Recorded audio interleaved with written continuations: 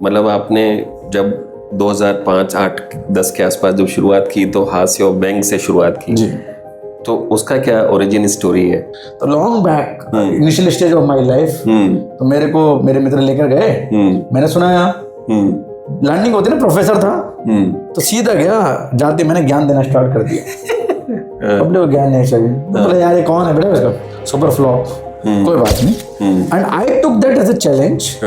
2 साल बाद मैं उसी स्टेज पे गया, मैंने उस प्रोग्राम का संचालन किया and I was a super hit film. और मुझे लगा कि वही काम करना चाहिए जिसकी कमी है। दुनिया में प्यार की बहुत कमी नहीं है, चाहे वो 1 साइडर है चाहे वो 2 साइडर्स हैं। दुनिया में कहीं ना कहीं हंसी खुशी बहुत कम हो गई है। हम बहुत स्ट्रेस में आ गए हैं। प्रधानमंत्री जी खड़े होकर पार्लियामेंट में जब कोई स्टेटमेंट देते हैं तो वो किसी न किसी कवि की 4 लाइन को यूज करते हैं। है बहुत अंधियारा, है बहुत अंधियारा, अब सूरज निकलना चाहिए, जिस तरह से भी हो ये मौसम बदलना चाहिए। रीजन क्या है? स्टेटमेंट तो दे सकते थे ना। This is power of poetry, the power of साहित्य, ये होता है। बट आपको लगता है कि ghost writing as a profession is a good profession? हास्य में बड़ा खतरा है। आजकल डार्क कॉमेडी चल रही है बहुत ज्यादा, हम लेवल कहाँ गिरा देते हैं पता नहीं लगता है। तो हास्य में और हास्यास्पद होने में एक बहुत महीन सा पर्दा है। हल्की सी बात डाउन हुई, लोग हंस तो सकते हैं, लेकिन ऐसा ना हो जाए कि कल आपको अपने आप को शीशे में देखने में दिक्कत हो।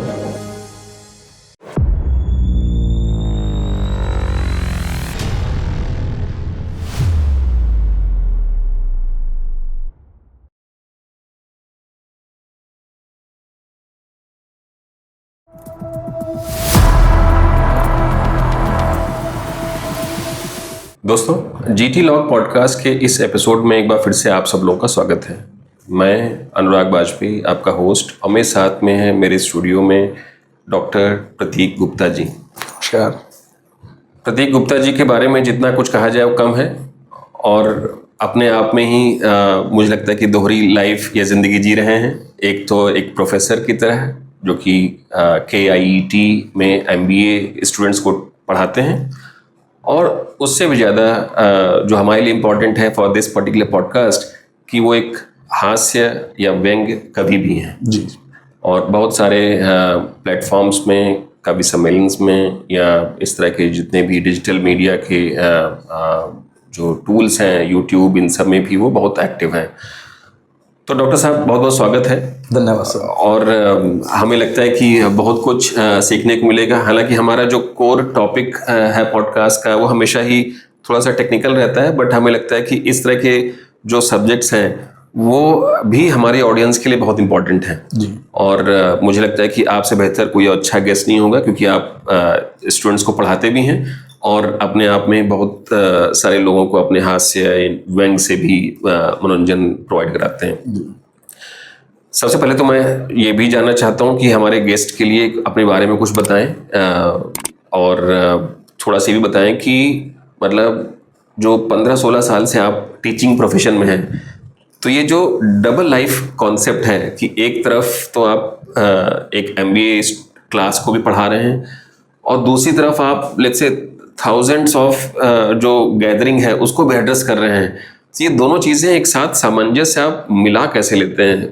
सबसे पहले जीटी लोग के जितने श्रोता हैं, दर्शक हैं, सभी को मेरा नमस्कार। बात बहुत अच्छी कही है वाजपेयी जी आपने। लोग मुझसे पूछते भी हैं ये दोहरी जिंदगी कैसी है। तो पहले तो ये मेरी दोहरी जिंदगी नहीं है, ये 2 पैशन है मेरी जिंदगी जी।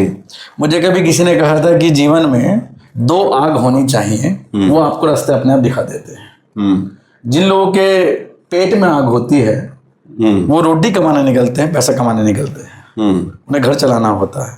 और जिन लोगों के दिल में आग होती है वो अपना पैशन कमाने निकलते हैं। तो ईश्वर ने मुझे दोनों जगह आग दी है। तो मुझे पेट में आग दी है तो मैं रोटी भी कमाता हूँ, परिवार चलाता हूँ, और दिल में मेरे को आग दी है तो मैं अपना पैशन कमाने भी निकलता हूँ। पोइट्री मेरे लिए एक पैशन था, वो पैशन धीरे धीरे कब प्रोफेशन में कन्वर्ट हो गया मुझे भी नहीं पता लगा। और टीचिंग मेरा एक पैशन भी है, मेरा जुनून भी है। बच्चों को पढ़ाना हमेशा आनंद देता है। पिछले लगभग 24 सालों से मैं टीचिंग में हूँ और लगभग पिछले 14-15 सालों से मैं पोइट्री के प्रोफेशनल प्रोग्राम्स को मैं एड्रेस करता हूँ। बात बड़ी छोटी सी शुरू हुई। हम तो केवल पढ़ने लिखने वाले लोग थे। हम लोगों ने सर एमकॉम किया, एमबीए किया, पीएचडी करी। अच्छा। 2 बार मैंने नेट क्वालिफाई किया। पढ़ने का बहुत मन था, पढ़ते थे। घर वालों का बड़ा प्रेशर था।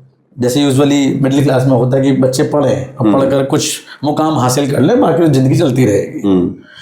मुझे जिंदगी में भीड़ में बैठना कभी पसंद नहीं आया। मुझे लगता था मैं भीड़ में क्यों हूँ, मुझे सामने होना चाहिए। तो लॉन्ग बैक जब मैं कॉलेज में था तो I used to write some poetry, मैं लिखता रहता था। मुझे लगता है शायद सभी लोग लिखते हैं, कुछ ना कुछ उल्टा सीधा लिखते हैं। तो मैं फेमस था सर। मैं मेरठ कॉलेज मेरठ में पढ़ता था। अच्छा। I was doing BCom. तो उसमें क्या होता था, बड़ी आपको हंसी आएगी सुनकर, सबको पता था कि मैं कुछ ना कुछ लिखता हूँ। तो कुछ लड़के मेरे पास आ जाते थे कि उस लड़की को इम्प्रेस करना है, 2-4 लाइन लिख के दे दो। तो मैं उसमें फेमस था कि मैं लिख के देता था। लेकिन वो भूल जाते थे, वो जिन लड़कियों को देंगे उनको भी पता था कि लिख के मैं ही दे रहा हूँ। तो मेरा वहाँ से थोड़ा बहुत पैशन स्टार्ट हुआ। थोड़ा थोड़ा होता रहा। 2005 से 2008 में मैंने जॉब किया है मोदी यूनिवर्सिटी लक्ष्मणगढ़ सीकर में, राजस्थान में। अच्छा। तो बड़ी यूनिवर्सिटी है वहाँ पर। मैंने वहाँ पर मैं as a teacher of finance था। तो वहाँ पर प्रोग्राम हुआ करते थे कवि सम्मेलन के। तो मुझे लगता था कई बार आते थे, कुछ लोग सुनाते थे। तो कवि सम्मेलन एक ऐसी चीज़ है, आपको या तो बहुत मजा आएगा या मजा नहीं आएगा। तो कई बार हमें लगता था यार इससे बेटर तो मैं सुना दूंगा। तो मेरे दोस्त कहते थे यहाँ बैठकर बोलना आसान है, वहां जाकर बोलेंगे तो तब हमें बताइएगा। अच्छा। शायद कहीं दिल में बात लग गई।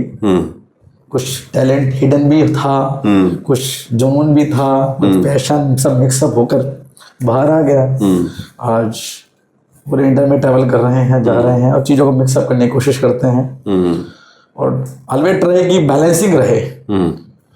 कॉलेज की चीज़ें हैम्पर नहीं हो पोएट्री की वजह से, पोएट्री की चीज़ें हैम्पर नहीं हो कॉलेज की वजह से। वो बैलेंसिंग करने का हमेशा मन रहता है। जो एक दूसरे के पैशन के बेसिस पे, मतलब जैसे टीचिंग पे बेनिफिट हुआ है बिकॉज ऑफ योर पैशन। दोनों से बेनिफिट एक दूसरे को। अच्छा। Being a professor we used to address to the audience, हमेशा रहता ही है। 60-70 के स्टूडेंट तो हमेशा रहते ही रहते हैं। इसके अलावा पब्लिक को एड्रेस करना ही होता है। When lot of functions are moving there. तो कॉन्फिडेंस में कभी कमी तो है नहीं। पब्लिक को एड्रेस करना हमारे लिए बड़ा नॉर्मल बात है। और अगर आप क्लास को एड्रेस करते हैं तो इसका मतलब आप हर लेवल के स्टूडेंट्स को आप एड्रेस कर रहे हैं। नोटोरियस भी होंगे, पढ़ने वाले भी होंगे। तो पब्लिक को फेस करना हमारे लिए बड़ा नॉर्मल था। पोएट्री से मुझे बेनिफिट मिला कि हमने भी सीखा क्या चीज़ कैसे बोलनी है, उसकी रिदम, उसका पेस, उसकी वॉल्यूम, उसकी पिच। और जब उसको मैं क्लास में यूज़ करता हूँ तो इम्प्रेशन बहुत हाई लेवल होता है। मैं क्लास के कॉन्फिडेंस को पोएट्री लेवल पे स्टेज पर जब मैं यूज़ करता हूँ तो वहाँ पर मुझे फ्लेवर अलग मिलता है। तो शायद ये दोनों चीज़ें मेरे को बाकी लोगों से काफ़ी यूनिक और डिफरेंट बना देती है। Very nice. थोड़ा सा वैसे बताइए कि जब घर के पर्सपेक्टिव से, जब घर पे सुबह जब उठते हैं तो आप डॉक्टर गुप्ता की तरह उठते हैं या कवि गुप्ता की तरह? सर मैं तो घर में जब उठता हूँ तो एक पति की तरह उठता हूँ और एक पिता की तरह उठता हूँ और एक बेटे की तरह उठता हूँ। मैं ऐसी फैमिली में हूँ जहाँ मेरे पेरेंट्स हैं, मेरी वाइफ है, मेरे बच्चे हैं। तो वहाँ मैं उठता हूँ 7:30 पे मेरी जर्नी स्टार्ट हो जाती है एज अ डॉक्टर गुप्ता। अच्छा। और शाम को 7 o'clock पे मैं उसे क्लोज करता हूँ। फिर वहाँ से मेरी जर्नी स्टार्ट होती है कवि प्रतीक गुप्ता। तो ये 3 तरह की लाइफ मेरे साथ मूव कर रही है। मैं भी एंजॉय कर रहा हूँ, फैमिली भी एंजॉय कर रही है, सोसाइटी भी एंजॉय कर रही है। Very nice. बट दोनों में जैसे जो कवि का जो वो होता है उससे लोग एक्सपेक्टेशन बहुत रखते हैं। बिल्कुल। फैमिली में भी लोग रखते होंगे हाँ, कि मतलब बच्चा कुछ कर रहा है तो उसको लगता है कि उसको इन रिटर्न कोई कविता ही आएगी, या नॉर्मल स्टेटमेंट भी जाते हैं। घर पर कविता सुनाना बहुत टफ है सर। किसी ने अगर ये कहावत बनाई भी है कि घर की मुर्गी दाल बराबर, तो गलत नहीं सही बनाई है। चाहे देश के प्रधानमंत्री हों, राष्ट्रपति हों, चाहे कवि हों, टीचर हों, किसी बड़ी कंपनी के ऑनर हो, कुछ भी हो, घर में आकर सब बैलेंसिंग है।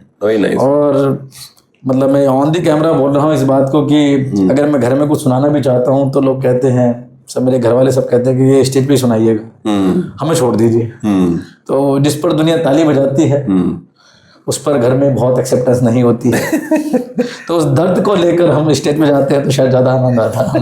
दर्द को लेकर के, ठीक बात है। अच्छा, एक और चीज बताइए कि मतलब हास्य और व्यंग यही क्यों? मतलब ऐसे तो जो पोएट्री के बहुत सारे फॉर्म्स हैं, मतलब लव स्टोरीज हैं या रोमांटिक पोएट्री है, या मतलब बहुत सारे अलग तरीके के रस भी हैं जो कि हम लोगों ने देखे हैं, चाहे वो वीर रस हो पुराने समय में, 9 रस होते हैं। हाँ, 9 रस होते हैं जी। तो लेकिन मतलब आपने जब 2005, 8, 10 के आसपास जब शुरुआत की तो हास्य और व्यंग से शुरुआत की जी। तो उसका क्या ओरिजिन स्टोरी है? एक तो मेरी ऑब्जर्वेशन बहुत वाइब्रेंट है, स्ट्रांग है। Very nice. मुझे चीजें बहुत दिखाई देती हैं, दुनिया से थोड़ी अलग हटके दिखाई देती है। जितनी हलचल होंगी मेरे आमने सामने वो मैं उसको बहुत इजीली कैप्चर, ऑब्जर्वेंट है। ऑब्जर्वेंट मैं बहुत ज्यादा हूँ, चाहे घर में हूँ, क्लास में हूँ। कहाँ के, मतलब which place are you from से? I am from Meerut. Meerut? Meerut is my native. हाँ, तो बिल्कुल वहाँ तो लोग जनरली ऑब्जर्वेंट रहते हैं। वैसे ऑब्जर्वेंट रहते हैं, मैं थोड़ा और एक्सट्रीम हूँ। अच्छा। तो लॉन्ग बैक जब से, मतलब मैं फ्रॉम माय चाइल्डहुड, तो मेरे को लगता था किसी न किसी को पॉइंट आउट करके उसको लाफ्टर में कन्वर्ट करिए। ओके। तो मेरे और रिलेटिव्स, मेरे और friend circles, they used to wait कि प्रतीक गुप्ता आएंगे और थोड़ा माहौल खुशनुमा बन जाएगा। तो घर में फंक्शन भी है तो they used to invite me, यार आ जाओ यार, मजा नहीं आ रहा है, कुछ तो करो, कुछ तो वाइब्रेंसी होनी चाहिए। तो मेरे शुरू से था और मुझे लगा कि वही काम करना चाहिए जिसकी कमी है। दुनिया में प्यार की बहुत कमी नहीं है, चाहे वो 1 साइडर है चाहे वो 2 साइडर्स हैं। देशभक्ति की, मुझे लगता है देशभक्ति को एक्सप्रेस करने से ज्यादा मन में रखना चाहिए, मुझे लगता है। लेकिन दुनिया में कहीं ना कहीं हंसी खुशी बहुत कम हो गई है। हम बहुत स्ट्रेस में आ गए हैं। स्टूडेंट्स पढ़ रहे हैं तो भी स्ट्रेस में हैं, घर में इतना काम है तो लोग हैं, हम कंपनी चला रहे हैं तो जो कंपनी चला रहा है वो भी दुखी है, जो कंपनी में काम कर रहा है वो भी दुखी है। मुझे समझ में नहीं आता लोग खुश कैसे होंगे। तो मुझे लगता है कि शायद मेरे को ईश्वर ने ये चीज दी कि मैं लोगों को थोड़ी हंसी खुशी दे सकूं, उनके चेहरे पर मुस्कान ला सकूं। तो इनहेरेंट कहीं था। और मुझे ये भी सिखाया गया कि कोई भी कविता अधूरी होगी अगर उसमें प्रॉपर मैसेज नहीं है, तो that message comes with the satire only. तो आपको व्यंग करना पड़ेगा, सटायर देना पड़ेगा, चाहे वो पॉलिटिशियंस हो, चाहे वो एडमिनिस्ट्रेशन हो, चाहे वो ऑफिशियल्स हो। अगर आपने उनको सही आईना, सही दर्पण नहीं दिखाया, ये कमी रह गई है, तो शायद वो पोएट्री इनकम्प्लीट है। वो करना जरूरी है। हम केवल तारीफ करते रहेंगे कि आप अच्छा कर रहे हो तो डेवलपमेंट नहीं होगा। बिल्कुल बात सही कही आपने। मतलब मुझे भी लगता है कि अगर आप सीधे सीधे किसी चीज को व्यक्त कर दें तो शायद उसमें उतना इम्पैक्ट नहीं आता है, क्योंकि लोग एक बार सुनते हैं और फिर उसके बाद maybe I think people get busy, और फिर उस चीज से उनका जो वास्ता है शायद वो आगे हो ना हो, दे डोंट थिंक मच। लेकिन अगर आप उसको मुझे लगता है थोड़ा सा घुमा करके बोलें, सटायर जैसे आपने बताया, सटायर तो बहुत ही अलग तरीके की स्किल है या पोएटिक रचना है। एक मुझे छोटा सा एग्जाम्पल याद आया। हाँ प्लीज। अभी अपने शहर में ही अभी बारिश काफी पड़ी है, तो एज यूजुअल सड़कें बड़ी हमारी बहुत अच्छी हैं, खुल जाती हैं सारी सड़कें। तो हम अपने पॉलिटिशियंस को, नेताओं को, मंत्रियों को ऐसे बोल सकते थे कि साहब ये सड़क बहुत खराब हो गई है, इसको ठीक करवाइए। ये सटायर नहीं है। सटायर कैसे बना है? हमने बोला कि सर बहुत धन्यवाद, आजकल वो गाड़ी वाले और जो बाइक वाले सेलर हैं, डीलर हैं, वो आपसे बहुत खुश हैं। बोले मतलब? बोले वो कह रहे हैं कि इन खराब सड़कों की वजह से टायर जल्दी खराब हो रहे हैं तो लोग गाड़ी जल्दी बदल रहे हैं, हमारी सेल बढ़ गई है, वो आपको धन्यवाद दे रहे हैं। ये सटायर हो गया। हाँ बिल्कुल। तो आपने मैसेज भी दे दिया है और वो समझ भी गए हैं। हंसी खुशी में प्यार से हमने बात भी कह दी है और बात पहुंच भी गई है, और उसको बुरा भी नहीं लगेगा। बुरा भी नहीं लगेगा। और जितना बुरा लगना चाहिए वो बुरा लगना वाजिब भी है, नहीं लगेगा तो फिर वो मैसेज करने में नहीं हुआ, ये जरूरी है। ठीक बात है। अब एक जैसे अब MBA स्टूडेंट को आप क्या पढ़ाते हैं सर? मैं फाइनेंस पढ़ाता हूँ सर। फाइनेंस पढ़ाते हैं? Finance, stock market, accountancy, financial management, ये मेरे कोर सब्जेक्ट्स हैं। अच्छा। और उसमें किस हिसाब से, जैसे कभी कोई व्यंग यूज करना हो फाइनेंस में, तो क्योंकि फाइनेंस तो क्या है कि बिल्कुल एब्सोल्यूट टर्म्स वाली चीजें हैं, बिल्कुल, तो उसमें कैसे इसको इंटीग्रेट कैसे करते हैं? फाइनेंस को माना गया है कि this is the toughest subject of management. तो मैंने देखा कि जब भी हम पढ़ते थे ना, हमें डराया जाता था, फाइनेंस ले लीजिए, थोड़ा घबरा के लेना, तुमसे नहीं हो पाया तो मत लेना। तो मुझे कभी अच्छा नहीं लगा। हम ऐसे क्यों टीज करते कि न्यूमेरिकल्स हैं, प्रैक्टिकल्स हैं, तो उसको डरना जरूरी है, तो उसको इजी बनाना जरूरी है। हमने इजी बनाया। तो जैसे स्टॉक मार्केट सब लोग जानते हैं, हमने पढ़ा हो नहीं पढ़ा हो, कि वहां पर वाइब्रेंसीज होती हैं, वॉलेटिलिटी होती है, रिगल्स होते हैं, अप डाउन होते हैं। तो मैं कैसे यूज करता हूँ कि अब आपको चार्ट में याद तो रहेगा नहीं कि ना अप डाउन क्यों है। तो मैं पूछता हूँ लाइफ में अप डाउन होने जरूरी है नहीं जरूरी है? हम लोग चाहते हैं लाइफ है ना स्ट्रेट होनी चाहिए, अप डाउन नहीं होने चाहिए। तो मैंने कहा अगर सीखना है तो एक चीज सीख लीजिए। आप मूवी देखोगे आपने, तो मूवीज में एक वो सीन याद करिए जब हॉस्पिटल में एक पर्सन बेड पर होता है और एक बराबर में एक रीडोमीटर लगा होता है, और उसमें उसके जो पल्सेस होते हैं ना वो अप डाउन आ रही होती है। तो आपकी लाइफ तब तक ऑन है जब तक वो पल्सेस अप डाउन है। जैसे वो स्ट्रेट हो जाएगी आपकी लाइफ खत्म हो जाएगी। तो same is with stock market. जिस दिन लाइन स्ट्रेट हो जाएगी स्टॉक मार्केट इज ओवर। तो उसमें अप डाउन्स होने जरूरी हैं। जब मैं बात बोलता हूँ बच्चे हमेशा याद रखते हैं। तो जरूरी नहीं है कि अप से ही बेनिफिट मिले। बीपी हाई जाएगा तो बीपी का लो आना भी जरूरी है। It is the range with 80 and 120। केवल 120 ही रह गया ना तो भी प्रॉब्लम है। यही लाइफ है, यही स्टॉक मार्केट है, यही बीपी है, यही पल्सेस है। अगर हम ऐसे एग्जांपल देते हैं तो बच्चे बहुत कंफर्टेबल होते हैं, चीजों का अच्छा इजीली अंडरस्टैंड करते हैं। तो I use this strategy. Very nice. मुझे भी लगता है कि जनरली जैसे आप जैसे IAS की भी कोचिंग के देयर आर मतलब कुछ प्रोफेसर्स हैं जो कि बहुत फेमस हैं, जैसे आई थिंक कीर्ति सर हो गए। कीर्ति जी तो बहुत फेमस है। और या जैसे PW के प्रोफेसर हैं जी। तो मुझे लगता है कि उन सब का भी पढ़ाने का तरीका, खान सर बहुत फेमस है। खान सर हैं, मतलब मुझे लगता है कि इस स्टोरी को जब एक्सप्लेन करते हैं तो जो बच्चे हैं वो नो मैटर किस बैकग्राउंड से आ रहे हैं, चाहे वो किसी इकोनॉमिक स्टेटस से हो, बट मुझे लगता है कि जो एक्सपोजर है वो सिर्फ और सिर्फ स्टेटमेंट से लोग अपने अंदर समझ नहीं सकते हैं जी। उनको जब तक स्टोरी के फॉर्म में न बताया जाए, जैसे आपने बताया कि हाँ कुछ इस तरह के, तो मुझे लगता है कि ये जो तरीका है वो बेहतर तरीका है in terms of explaining the complex concept to the students. हमें बड़े लोगों ने सिखाया कि मुश्किल कविताएं लिखना बहुत आसान है क्योंकि वो पब्लिक को समझ में नहीं आएगी। तो जब समझ में नहीं आएगी तो आप कुछ भी बोल दीजिए। सरल कविता लिखना बहुत मुश्किल है क्योंकि पब्लिक उसको सुनकर समझ लेंगे। तो समझेंगे तो रिएक्शन आएगा, and reaction and response can be positive और नेगेटिव। तो इसलिए बोला कि मुश्किल लिखना बहुत सरल है, सरल लिखना बहुत कठिन है। यही कॉन्सेप्ट मैंने टीचिंग में लगाया। मुश्किल पढ़ाना बहुत आसान है। आपने न्यूमेरिकल सॉल्व किया, आधे बच्चों को समझ में नहीं आया, तो you are a great teacher, आप बहुत हाई फाई पढ़ाते हैं। मेरे लिए यू आर पुअर टीचर। जब तक आप लास्ट बेंच वाले स्टूडेंट तक नहीं पहुंचे हैं यू आर यूजलेस। जितनी सरलता से मुश्किल चीजों को आप बच्चों तक पहुंचा सकते हैं, पब्लिक तक पहुंचा सकते हैं, सोसाइटी तक पहुंचा सकते हैं, तभी वो आपके सफलता के मायने सेट करेगा। Very nice. और मुझे भी लगता है कम्युनिकेशन का जो बेसिक है वो यही है।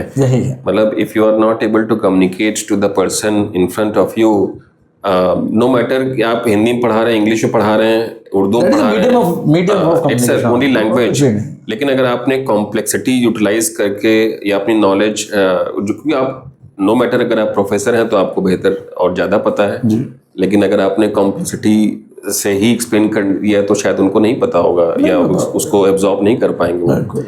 Coming to maybe I think another part of it, जो प्रोफेसर्स हैं और जो प्रोफेसर हैं they must be feeling envious, क्योंकि एक तो आप ज़्यादा फेमस होंगे अपने कॉलेज में, बिल्कुल, और फिर आपकी डबल लाइफ भी है, डबल इनकम भी है, डबल इनकम भी है, डबल प्रेस्टीज है, double income, double goodwill, everything is double there, right. मैं एक चीज मेंशन करना चाहता हूँ। जो मेरी वाइफ हैं, she is very learned, very well qualified, okay, she is MCom, MBA, PhD, post doc, wow, but she is home maker. तो लॉट ऑफ फैमिली मेंबर्स है ना, दे सरप्राइज ऐसा क्यों है? क्योंकि आज की जनरेशन में, आज के टाइम में ये हो गया कि both are working, they have to earn more. तो this is our mutual understanding. हम दोनों ने प्लान किया कि ठीक है, you will set home because parents are there, family members are there, kids are there, तो आप उनको मैनेज करो, मैं इधर मैनेज करता हूँ। तो already there are so many person जो डबल इनकम ग्रुप में है, husband wife both are working, तो I am taking care of her. तो जो डबल इनकम मेरी है वो मैं उनकी वाली अर्न कर रहा हूँ, मैं अपनी अर्न नहीं कर रहा हूँ, and she taking care of home on behalf of me. तो we are managing that thing.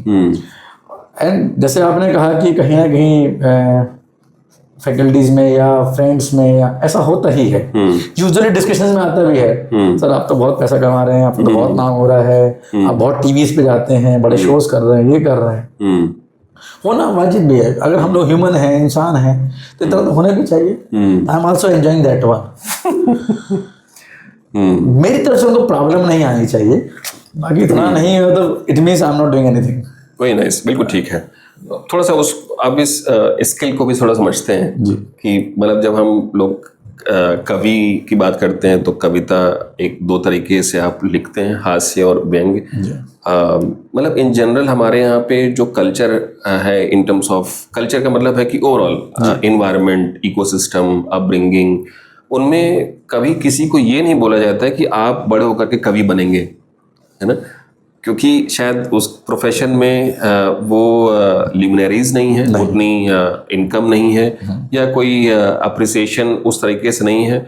बहुत सारे लोग, मुझे लगता है कि हर व्यक्ति कवि होता है, कहीं ना कहीं वो बिल्कुल वो अपने आप को नहीं इतना एक्सप्रेस करता है, नहीं ना एक्सप्रेस करना चाहता है, और शायद उसको कभी उतना एक्सपोजर है, मौका नहीं मिलता है। तो मेरा क्वेश्चन सिंपल सा है कि why this skill is not being built like a profession? It was not. It was not. It was not. Okay. Right now, somehow हो रहा है। तो I would like to give 2-3 example जो very renowned है। पहला नाम कुमार विश्वास जी। जी। किसी परिचय के मोहताज नहीं। सही बात है। तो he was also a professor. He was lecturer of Hindi at Pilakwa. Right. Pilkhuwa Ghaziabad के बगल में। पिलखवा में समवेयर ही वाज टीचर देयर। जी। तो हमारे लिए ऑलरेडी आइडियल इसलिए भी हो जाते हैं क्योंकि मैं भी टीचिंग प्रोफेशन में हूँ, और वो भी पास थे है, और आसपास ही थी, बैल्ट भी यही थी। तो उन्होंने भी क्या काम किया, ही वाज लेक्चरर देयर। और वही जो आपने बोला है कि प्रॉब्लम होती थी जब he was doing stage shows, तो साथ में लोगों को बड़ी परेशानी होती है कि आप तो छुट्टी ले रहे हो, आप तो एंजॉय कर रहे हो, आप तो जीवन में आपके पैसे इधर से आ रहे हैं, उधर से आ रहे हैं, आप नौकरी क्यों कर रहे हैं? But he did that job up to a certain level. जब उन्हें लगा कि now I am able to generate certain amount, certain income from my this poetry shows only, he left his that particular lectureship, then 100% he came to that one. Another example, very star poetess आप जानते होंगे, अनामिका अंबर जी। Gender और उस पे वो बहुत लिखती हैं। ठीक है ना, बहुत लिखती है हर चीज में। आप तो स्टार हैं, right, doing plenty of shows there, right, and earning very handsome amount, right, सब कुछ हो रहा है। हरिओम पवार जी सब जानते होंगे ना, एक कोच के नाम है। He was a professor of law at Meerut college of Meerut. अच्छा। उन्होंने लाइफ जिंदगी जी, उन्होंने मेरठ से बहुत कवि निकले हैं। मेरठ से बहुत कवि निकले। ऐसा क्या उस धरती में ऐसा क्या खास है? क्रांति धारा है सर। मंगल पांडे की भूमि है हमारे देश को आजाद कराने में, तो बड़ा रोल है। तो कहीं ना कहीं उनका ब्लड तो हम लोगों में आता ही है। बिल्कुल। तो यही है, ब्लड भी काफी होते हैं उधर के लोग सर, है ना। तो काफी निकला इन सब चीजों को लेकर। आज की जनरेशन काफी मूव कर रही है पोएट्री शोज को लेकर, and I know more than 100% who are 100% relying over these poetry shows only. So they do not have their second business or any particular profession. So they are doing very well. जब आपने कहा कि एक मेरे बड़े भाई हैं, मेरे मित्र हैं, मेरे गुरु भी हैं पोएट्री में, सौरभ जैन सुमन जी। सौरभ जैन सुमन, हाँ, बहुत फेमस हैं, बिल्कुल। अनामिका जी के हस्बैंड हैं, बहुत रिनाउंड संचालक हैं, बहुत अच्छे ओज के कवि हैं। अच्छा। उन्होंने एक किस्सा शेयर करते हैं। जब उनकी शादी की बात हुआ करती तो घर पे लोग आते थे, तो बोलते लड़का क्या करता है? बोले कवि है। कवि तो है, करता क्या है? बोले नहीं, कवि ही है, यही करता है। तो उससे माना जाता था कवि होगा तो इतने पैसे कहाँ से कमाएगा। हाँ। लेकिन ये मिथ ब्रेक हुआ है। बट थैंक्स टू गॉड अब मैं तो दोनों चीजों में हूँ, तो मेरे पास very nice. Why am I telling you sir कि मुझे पर्सनली भी लगता है कि जैसे कुछ सब्जेक्ट ऐसे हैं, चाहे जैसे फाइनेंस हो गया या जैसे जिस एरिया में हम लोग काम करते हैं, सस्टेनेबिलिटी हो गया, क्लाइमेट हो गया, या उस तरह के बहुत और भी सब्जेक्ट्स हैं विच आर रिलेटिवली कॉम्प्लेक्स मैं नहीं कहूँगा, बट वो क्या है कि हमारी एक जो स्कूल एजुकेशन का हिस्सा, वीक अंडरस्टैंडिंग, हाँ वीक अंडरस्टैंडिंग है, स्कूल एजुकेशन का हिस्सा नहीं बनाए गए हैं। तो अब जब तक वो 1-2 जनरेशंस निकलेंगे नहीं तब तक वो इनफ अवेयरनेस नहीं आएगी। अभी भी आप देखिए कि घर परिवार में ठीक है, आपका जो पैसा आता है उसको गृहिणी या जो लोग उसको संभालते हैं उसके हिसाब से उसको फाइनेंस का वो, बट इन जनरल लोग फाइनेंस या अकाउंटिंग से बहुत दूर भागते हैं। और मैं अच्छे अच्छे प्रोफेशनल्स की बात कर रहा हूँ। People don't want to understand कि हाँ फाइनेंसिंग में क्रेडिट डेबिट ये सब चीज़ों की भाषा लोग नहीं समझना चाहते हैं और शायद कभी नहीं समझ पाते हैं ताउम्र। तो वो चैलेंज हमेशा रहता है उस चीज़ को लेकर के। तो मुझे लगता है कि ये जो पार्ट है कविता या चाहे डिफरेंट फॉर्म्स हों या आप साहित्य की बात कर लें, वो कम्युनिकेशन का बहुत ही अभिन्न हिस्सा है। बिल्कुल। और अगर हम इसको जिस तरह के भी सब्जेक्ट से कनेक्ट कर दें, शायद इसमें अवेयरनेस फैलाने की जो ताकत है वो शायद नॉर्मल तरीके से बेहतर होगी हमेशा। बिल्कुल। जैसे हम लोग मूवी में भी ये देखते हैं, आप किसी भी मूवी में देखिए, जैसे अक्षय कुमार की एक मूवी आई थी पैडमैन करके, है ना, तो क्या है कि उसमें एक सब्जेक्ट को लिया गया, उन्होंने उसके बेसिस पे स्क्रिप्ट बनाई और उसके बेसिस पे बना। अब उस सब्जेक्ट को लेकर के लोगों की अवेयरनेस बेहतर है compare to let's say before movie, यही मान चलते हैं। बिल्कुल। इस तरह के और भी इस तरह के सब्जेक्ट्स पे लोग मूवीज बनाते हैं। मुझे यही लगता है कि शायद इस तरह के जो टूल्स हैं, कविता हो गई या साहित्य हो गया, उसको सही तरीके से हमारे यहाँ पे कल्चर में सिखाया नहीं गया है कि कैसे उस तरीके की लैंग्वेज को हम लोग यूज़ करें ताकि जो कठिन सब्जेक्ट हैं उनको हम डेमोक्रेटाइज कर लें, सिंपल कर लें। और आपने बिल्कुल सही कहा कि जो कविता वही इफेक्टिव है जो सिंपल हो, लोगों को समझ में आ जाए, और समझ में आ गई तो नथिंग लाइक रिस्पॉन्स मिलेगा। बिल्कुल। जो आपने 2 बात कही है, इसका एक सार है जी, क्योंकि मैं एजुकेशन से हूँ और मैंने अपने लाइफ में 24-25 साल पढ़ाने में दिए हैं जी। मैंने एक चीज़ सीखी है, हमें पढ़ाना बंद कर देना चाहिए, हमें सिखाना स्टार्ट कर देना चाहिए। सही कह रहे हैं। ये बहुत बड़ा गैप है। मुझसे बेहतर कोई नहीं समझ सकता इन चीज़ों को। मेरा एक क्वेश्चन ये भी आता है, हम आज गवर्नमेंट स्किल्स की बात कर रही है, तो स्किल्स की बात करने की जरूरत क्या है? ये तो होना ही चाहिए। अगर मैं रियल एस्टेट की बात करूं, आप पढ़ाने से मकान नहीं बना सकते। जब तक उसे नहीं बताएंगे ईंट के ऊपर ईंट कैसे रखी जाएगी और बीच में मसाले का जो कंपोजिशन होनी चाहिए वो क्या होनी चाहिए, आप कितना पढ़ा लीजिए काम नहीं करेगी। नहीं करेगी। हम लोग क्या कर रहे हैं, हमारे पढ़ाने पे बहुत फोकस है। सुबह शाम तक पढ़ाना चाहते हैं, बस पढ़ाते हैं उसको। आईटी इंजीनियर्स, हम क्लासरूम में बैठ के उसको चाहते हैं कि हम बुक से निकाल कर बता दें ऐसे प्रोग्राम्स बनेंगे। How is it possible? Unless उसके पास लैपटॉप कंप्यूटर डेस्कटॉप नहीं है, पर जब तक खुद डिजाइन नहीं करेगा कैसे हो सकता है? वही बात है। मोबाइल फोन चल कैसे रहा है तो सिखा रहे हैं। मोबाइल फोन के अंदर कितने कितने कंपोजिशंस हैं, कितने कितने उसके अंदर ड्राइव्स हैं, क्या है, ये बताया क्यों नहीं जा रहा है? पढ़ाना बंद कीजिए, सिखाना स्टार्ट करिए। पहले पार्ट में इजी लैंग्वेज में स्टार्ट करिए। जितना सिंपल होगा उतना ज़्यादा स्ट्राइक करेगा।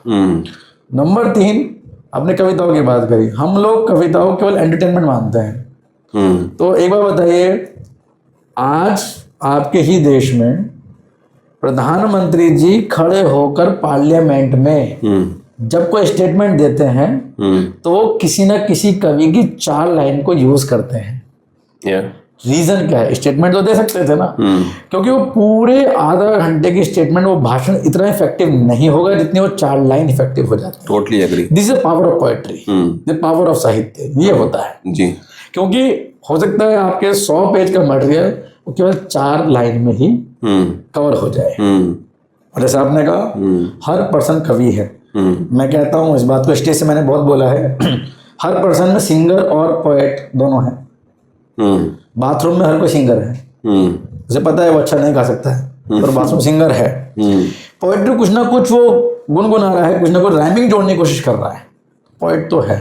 तो हमें और जो आम आदमी है बहुत फर्क नहीं है। मैं तो 4 लाइन बोली भी है सर इसमें कि नमक सच्चाई का पानी में जैसे घोल देते हैं, नमक सच्चाई का पानी में से घोल देते हैं, सच्चाई का पानी में जैसे घोल देते हैं, जुबान पर सबके ताले हैं जिन्हें हम खोल देते हैं, और फर्क बस इतना है तुम में और हम में मेरे यारो कि तुम जो दिल में रखते हो उसे हम बोल देते हैं। बहुत सुंदर, बस इतना ही फर्क है दिल में सबके सेम बात है। तो शायद अच्छा मीडियम है पोएट्री अपनी बात कहने की। बहुत बढ़िया सर। एक और मेरे दिमाग में एक चीज आ रही, जैसे नॉवेल्स की बात करते हैं, साहित्य से थोड़ा सा जुड़ा हुआ कंपोनेंट है वो, तो उसमें क्या है कि there is a new phenomena called ghost writing, जी, है ना। तो उसमें क्या है कि it's a new profession also, जी, कि उसमें क्या है कि कुछ जो स्किल्ड राइटर्स हैं वो मतलब बैकएंड में काम करते हैं, और जैसे मुझे अगर नॉवल लिखवाना है तो, और you are a ghost writer, तो मैं आपको हायर कर लूंगा, I will not use your name और may use it also, and then based on maybe I think what I think, या मेरे दिमाग में क्या एक स्टोरी लाइन है उसको मैं आपको एक्सप्लेन करूंगा, और फिर उस तरह से I will expect you to write. That is the role of a ghost writer. कविता के क्षेत्र में भी ऐसा कुछ पनप रहा है क्या? हो तो काफी कुछ रहा है। अच्छा। देखिए ये कोई नया फिनोमेना नहीं है। नहीं है, ओके। क्यों नहीं है? मैंने कहा ना हमारी ऑब्जर्वेशन थोड़ा दुनिया से अलग है। मूवीज कब से आ रही हैं सर? बहुत टाइम से आ रही है। हाँ बिल्कुल। मूवीज का फेज क्या है? बड़ा सिंपल फेज है ना मूवीज का। मेरे को एक मूवीज बनानी है, but I am not a writer, लेकिन मेरे माइंड में कोई स्क्रिप्ट है, स्टोरी है। तो जैसे आपने बोला पैडमैन, अक्षय कुमार जी की मूवीज का आपने अच्छा एग्जांपल दिया, तो समहाउ हो सकता है I am the director, I am the producer, और मेरे दिमाग में आया कि सोसाइटी को अच्छा मैसेज देने के लिए कॉन्सेप्ट है, शायद पैड पर कुछ बात होनी चाहिए, केवल एक स्क्रिप्ट है छोटा सा, और मैंने आपको इन्वाइट किया, you are a good story writer, थोड़ा इस पॉइंटर पे कोई आप एक स्क्रिप्ट लिख दीजिए, और आपने लिख दी। तो ये बात तो पहले से हो रही, आज तो नहीं है, साल 2 साल 500 साल से पता नहीं कब से हो रहा है, तो नया नहीं है। अब एक्सप्रेसिव हो गया है, सोशल मीडिया ने चीजों को, टैलेंट को और एक्सप्रेशंस को बाहर लेकर आने का रोल प्ले किया है। पोएट्री में कोई बड़ी बात नहीं है sir. We used to do number of shows. मैं एग्जांपल देता हूँ, लाइक मैं टीवी शोज करता हूँ, होली पे प्रोग्राम होगा, तो TV channels used to invite us, और वो बोलते हैं कि सर इस वाले पॉइंटर पे थोड़ा बोलिएगा। अच्छा, जैसे एग्जांपल है, अच्छा अभी मेरठ की एक और खासियत है सर, अभी नीला ड्रम वाला केस हुआ था। कौन सा? नीला ड्रम, जिसके अंदर में काट पीट करके, तो वो भी मेरठ से ही बिलोंग करता है। We are so honoured. और आपको अच्छा लगेगा जानकर कि मेरे घर से केवल 5 किलोमीटर दूरी केस हुआ था। तो जब टीवी चैनल ने हमें इनवाइट किया, तो उन्होंने हमें स्क्रिप्ट दे दी पहले ही, एक दिन पहले, कि सर नीले ड्रम पर आपको ह्यूमर और सटायर दोनों यूज करने हैं। अच्छा। जबकि बहुत सेंसिटिव इशू है। तो नीले ड्रम पे भी हमने कविताएं लिखी है। तो ये भी तो एक स्क्रिप्ट है, ये भी तो एक पॉइंटर है। तो we used to do this one, करते रहते हैं सब चीज। तो नया कुछ नहीं है। हाँ, old wine in new bottle, सब चीज वही चल रही है। बट आपको लगता है कि ghost writing as a profession is a good profession? उसका रीजन बताता हूँ। मतलब जैसे आपने मूवी का एग्जांपल लिया, राइटर आता है, उसका नाम भी होता है, है ना। नाउ आप देखिए, कुछ समय पहले ये भी एक इशू आया था कि राइटर्स का अपना एक कॉपीराइट और इस तरह के इश्यूज की भी बात होने लगी थी। बट ये तो एक ऐसा प्रोफेशन है जिसमें कि आप जस्ट विदाउट नेम ही है ना? मेरे अकॉर्डिंगली ठीक नहीं है। अच्छा। रीजन क्या है? It is not only about money, because they are doing for certain credits. Money के मोड में मिल रहा है, फाइनेंशियल सब कुछ भी है। मुझे लगता है कि writing, observations, content writing, poetry, ये एक डिफरेंट स्किल सेट है। और अगर मेरे ही मन के भाव मेरे ही थ्रू पब्लिक तक नहीं पहुंचे, तो शायद उसकी वो लीगेसी, उसकी जो इम्पैक्ट है, कहीं ना कहीं कम हो जाएगी। जिस भाव से मैंने लिखा होगा, अगर उस भाव से मैं ही एक्सप्रेस करूंगा, तो मैं ज़्यादा इफेक्टिव हूँगा। तो क्रेडिट छोड़कर मैं फाइनेंशियल पर मूव कर रहा हूँ तो समहाउ मेरे अकॉर्डिंग सोसाइटी के लिए शायद बहुत बेनिफिशियल भी नहीं है। कविता पॉइंट ऑफ व्यू ठीक नहीं है, हो सकता है नॉवेल पॉइंट ऑफ व्यू से फिर भी चल सकता हो है। सकता है। कवि सम्मेलन पे बात करते हैं सर, क्योंकि आपने इतने सारे सम्मेलन को अटेंड किया है, आप उसमें शिरकत करते हैं। कैसा मतलब एक्सपीरियंस कैसा रहा है? मतलब आई एम श्योर लाइक कि एक तो है कि जब आपके सामने 10 कॉम्पिटिशन्स बैठे हो कि हाँ आप बोलिए आप बोलिए आप बोलिए, फिर आपका नंबर आता है, तो पहले जाना अच्छा लगता है या लास्ट में जाना अच्छा लगता है? It is like a cricket match, अच्छा you should be ready for each position. अच्छा 1 to 11th टीम जीतनी जरूरी है। हाँ, तो स्टेज शो बेस्ट होना चाहिए, पब्लिक को मजा आना चाहिए, पब्लिक तक मैसेज पहुंचना चाहिए। पहला तो मेरा ये कॉन्सेप्ट है, चाहे मुझे आप ओपनिंग करवाइए चाहे मुझे आप क्लोजिंग पे कराइए, तो we should be ready for everything, पहला पार्ट। नंबर 2, जिस पर्पस के लिए आपको इनवाइट किया गया है, जो एक्सपेक्टेशंस है आपसे, वो डिलीवर होनी चाहिए। इफ देयर इनवाइटिंग में कि सर कुछ देश की बातें हो तो मैं देश की बातें कर पाऊँ, मैं मैसेज देना है तो मैं मैसेज दे पाऊँ, उनको लगता है कि कुछ हंसाने वाली बात है तो हंसा भी पाऊँ, लेकिन मैं एक अच्छा मैसेज देकर मैं उसको क्लोज करूँ। क्योंकि मैं ये भी ध्यान रखता हूँ, मैंने 2 बात हमेशा ध्यान रखी सर। हास्य में बड़ा खतरा है, आजकल डार्क कॉमेडी चल रही है बहुत ज़्यादा, हम लेवल कहाँ गिरा देते हैं पता नहीं लगता है। तो हास्य में और हास्यास्पद होने में एक बहुत महीन सा पर्दा है। हल्की सी बात डाउन हुई, लोग हंस तो सकते हैं, लेकिन ऐसा ना हो जाए कि कल आपको अपने आपको शीशे में देखने में दिक्कत हो। तो मैं हमेशा ध्यान रखता हूँ कि मैं जब भी कुछ सुनाऊँ तो मेरे फ्रेम में रहता है कि मैं फील करता हूँ कि सामने मेरी मदर है, मेरी वाइफ है, मेरी सिस्टर है, मेरी डॉटर है। तो मैं जब ये 4 चीज़ ध्यान रखता हूँ तो मैं हमेशा कंट्रोल में रहता हूँ और अच्छी बातें पहुँचाता हूँ। सेकेंडली मैं ध्यान रखता हूँ कि हाँ मैं प्रोफेसर, तो मैं क्लोजिंग करूँ एक अच्छे मैसेज के साथ में करूँ। प्रोफेसर का भी वो आ जाता है, यहाँ देना जरूरी है। अगर मैंने सोसाइटी को एक मैसेज नहीं दिया तो शायद मेरा रोल प्ले नहीं हो पाएगा।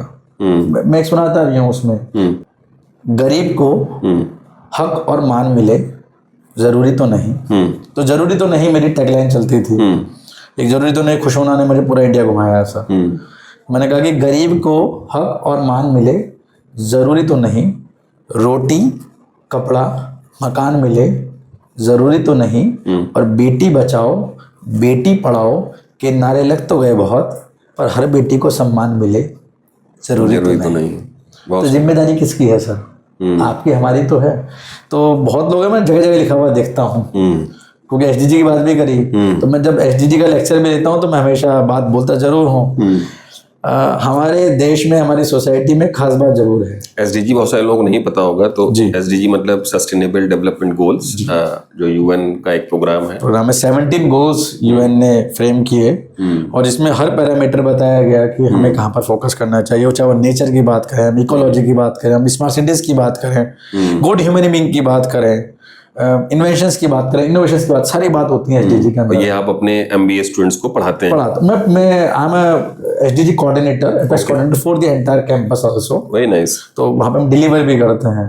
तो मैं जब भी उसका लेक्चर भी देता हूँ, क्योंकि हम एक अवेयरनेस प्रोग्राम हम रन करते हैं पूरे कैंपस के लिए, तो मैं 4 लाइन से क्लोज करता हूँ हमेशा इसको। मैं कहता हूँ कि बातें वजनदार हो जाएं। हम लोग चाहते हैं बात अच्छी तो हो पर करे कोई और।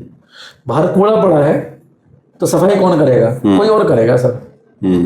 रोड टूट रही तो कोई और बनाएगा, बच्चों को पढ़ाए तो कोई और करेगा, मैं कुछ नहीं करना चाहता। तो रिस्पॉन्सिबिलिटी किसकी? मेरी तो है। तब उस अवेयरनेस के लिए मैं बोल देता हूँ कि बातें वजनदार हो जाएं, काम असरदार हो जाएं, तरक्की तो अपने आप हो जाएगी, बस हम जिम्मेदार हो जाएं। बहुत सुंदर, तो हमें जिम्मेदार होना पड़ेगा, इसके अलावा और कुछ भी नहीं। बहुत बढ़िया। अच्छा, एक और चीज बताइए, जैसे ऑडियंस का डायनेमिक्स कैसा होता है? मतलब स्टूडेंट्स, जैसे स्टूडेंट्स क्या है, एक तरह के कैप्टिव ऑडियंस है जी, है ना।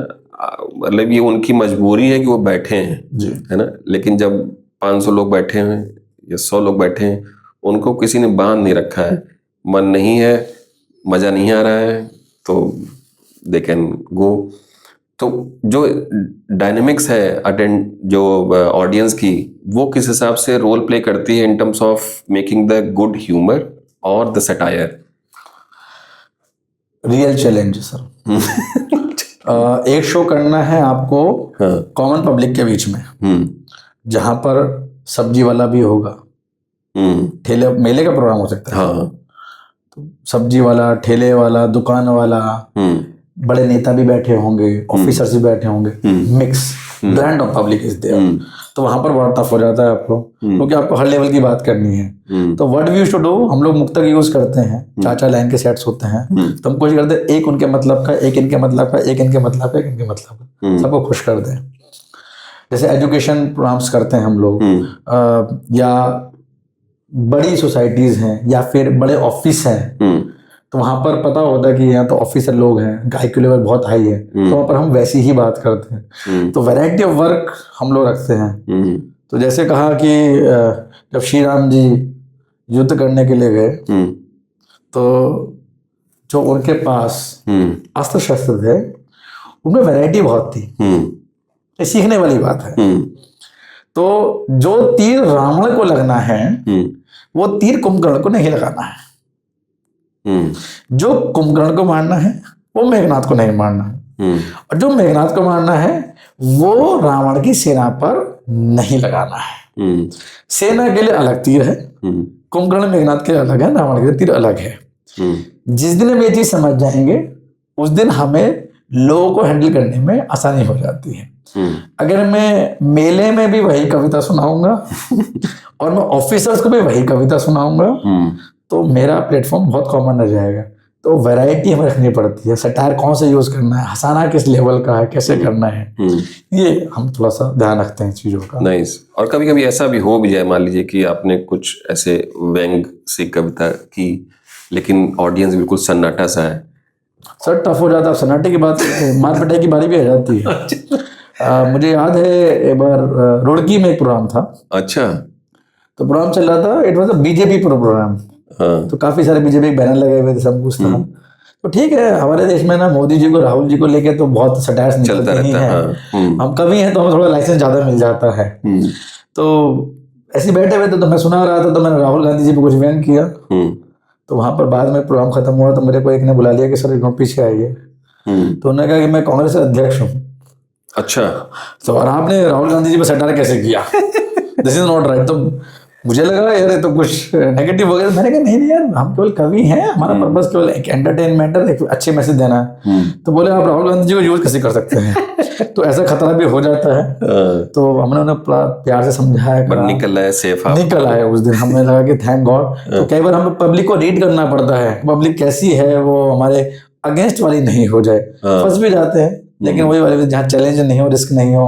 और फाइनेंस का टीचर हो सर, विदाउट रिस्क तो रिटर्न नहीं मिलेगा। थोड़ा बहुत रिस्क लेना ही पड़ता है, मजा भी तभी आता है। लोगों को हंसाना आसान नहीं है सर, बहुत टफ है। बिल्कुल ठीक बात है। अच्छा, ये मतलब how much it is different from the stand up comedy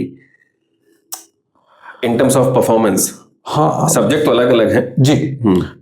stand up में मतलब मैं ये नहीं कह रहा हूँ इजी कुछ भी है, पर स्टैंड अप में एक फ्रीडम है। अच्छा। You can speak anything. Okay. उसके लिए आपको कोई फॉर्मेशन नहीं चाहिए, रिदमेटिक नहीं होना जरूरी है।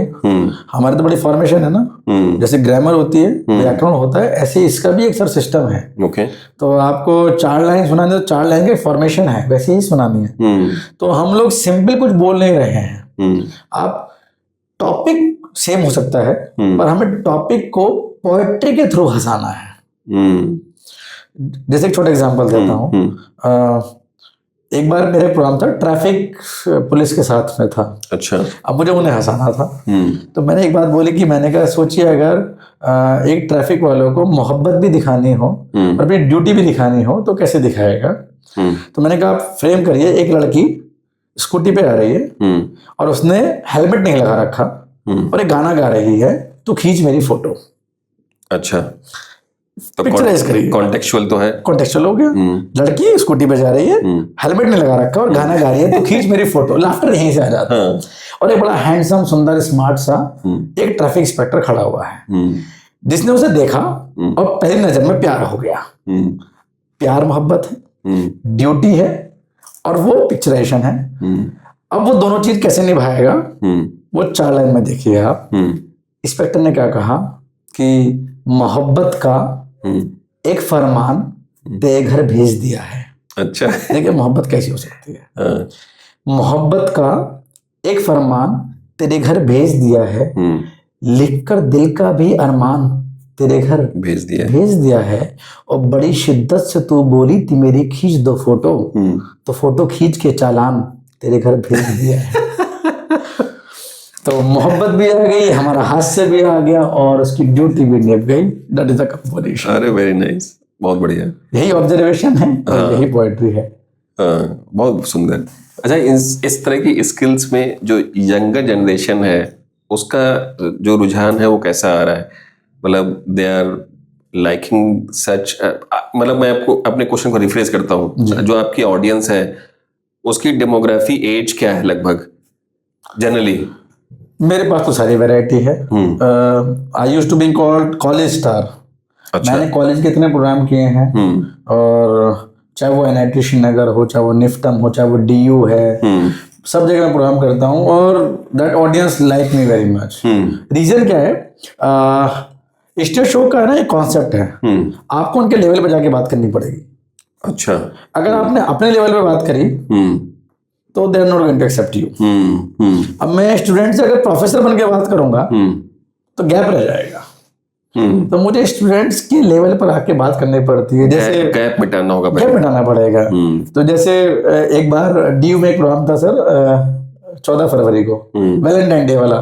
14 फरवरी, हाँ, 14 फरवरी वैलेंटाइन डे। कॉलेज का प्रोफेसर है, बच्चे बैठे हैं, तो माहौल ऐसी था। तो पहले आपको कैप्चर करना पड़ता है, फिर अच्छी बात भी सुनेंगे वो लोग। प्रॉब्लम क्या है, हम केवल अच्छी बात सुनाना चाहते हैं, ऐसा नहीं हो सकता। तो मैंने कहा बेटा 4 लाइन सुनाता हूँ, उसके बाद आप सुनो। तो मैंने कहा कि नजरें मिली तो प्रेम गीत याद हो गए। मैंने कहा प्यार कैसा था, कैसा हो गया? कि नजरें मिली तो प्रेम गीत याद हो गए, चाहा उन्हें तो यूं लगा आबाद हो गए, पर चंद दिनों में हमको एहसास हो गया, खर्चा कराया इतना कि बर्बाद हो गए। तो पूरे पब्लिक से एकदम response, it was you know like जैसे बिल्कुल एक करंट सा आ गया हो।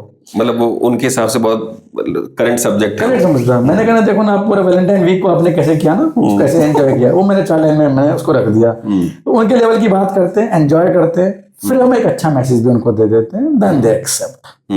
आप उन फिर मोटिवेशनल बात भी बोलेंगे तो सुनेंगे। आप चाहेंगे सीधे जाऊंगा मैं सीधा मोटिवेशन दे दूंगा तो सुनेंगे हो जाएगा। एक्चुअली ज्यादा लोगों का क्या है कि अब करंट जनरेशन को ज्यादा ज्ञान नहीं चाहिए। ज्ञान बहुत है लोगों पे सर। हाँ, ज्ञान अवेलेबल भी है और है भी बहुत ज्यादा ज्ञानी लोग। यूट्यूब सर, सोशल मीडिया भरा हुआ है ज्ञान से। आप दिन में सुबह उठते हैं तो व्हाट्सएप यूनिवर्सिटी पे पूरा ज्ञान भरा होता है। और जब से AI आया है, ChatGPT आया है, तो उसने बता दिया कि हमें ज्ञान किसी चाहिए ही नहीं, केवल प्रॉम्प्ट दीजिए, यू विल गेट जो भी आपको चाहिए। तो ज्ञान क्यों देना है उनको? ज्ञान देने की फॉर्मेशन बदल दीजिए। पहले लाइटर मोड में जाइए, अच्छी बात करिए। इसको भी समझिए सर, सिंपल ये एक बैंक्वेटिंग की तरह है। आप शादी में खाना खाने जाते हैं, आप सीधे जाकर दाल मखनी नान नहीं खा सकते। सही बात है। आपको स्टार्ट तो गोलगप्पे से ही करना पड़ेगा। फॉर्मेशन कैसे बनी है सर? देख, मेरा देखने का नजरिया अलग है। स्टार्ट कहाँ से होता ना, वेरी फर्स्ट स्टॉल किस चीज का है? आप किसी भी शादी में चले जाइए, golgappa. Reason, spice is required in life. मजा आना चाहिए ना, खट्टा मीठा पानी होना चाहिए, उसके बाद टिक्की होनी चाहिए सर, उसके बाद में फिर कुछ पाव भाजी होगी, डोसा होगा। जाते जाते वो आपको खाने पे लेकर जाएगा। और कई बार ऐसा भी होता है कि आपको खाने की जरूरत भी नहीं पड़ती है। This is spice of life. सीधे डेजर्ट पे जंप करते हैं, सीधा डेजर्ट पे। तो क्या है ना, हमें भी ऐसा करना पड़ता है। तो मेरे स्पाइस दीजिए, थोड़ा गोलगप्पे दीजिए, थोड़ा सा टिक्की विक्की दीजिए, थोड़ा सा है ना कुछ पाव भाजी डोसा दीजिए। उसके बाद बताइए, अगर आपको रिक्वायर्ड है तो मेन कोर्स पे आइए, वरना desert is waiting for you. तो same I am using in my poetry, not only in poetry, in my classes also. मैं ऐसे ही फॉर्मेशन रखता हूँ। सीधा ज्ञान देंगे तो बड़ी प्रॉब्लम हो जाएगी। तो फॉर्मेशन बहुत इंपॉर्टेंट एस्पेक्ट है। अच्छा सर, फॉर्मेशन से बात आई तो जैसे बहुत मतलब जैसे फॉर्मेशन में क्या है कि एक शॉर्ट फॉर्म भी होती है, एक लॉन्ग फॉर्म भी है ना। जैसे पुराने कवियों की बात करें, जैसे महादेवी वर्मा जी हो गई, तो क्या है कि लॉन्ग फॉर्म कविता होती थी, 3-3 पेज की कविता। हाँ, 3-3 पेज की कविता। 9th हमने पढ़ी होगी। हाँ, मतलब हम लोग बस पढ़ते ही थे और फिर कुछ याद नहीं रहता था, दैट इज द लिमिटेशन जी।